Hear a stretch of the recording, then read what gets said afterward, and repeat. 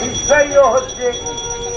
তারপরে করতে করতে ব্যাপারটা যখন বিক্রি হয়ে গেল তখন দেখলাম ভোট শুরু হলো। সাপে নাকি কামড়াবে, সাপে ভোট করবে। তা বলি বসতে বললে খেললে কি করে হবে?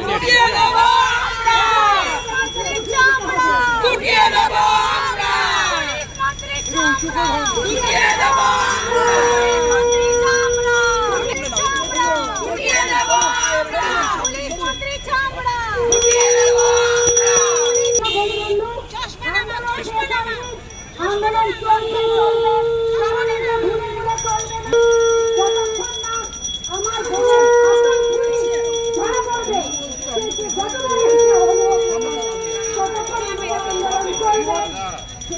যতদিন পারবো আমরা আন্দোলন চালিয়ে যাবো।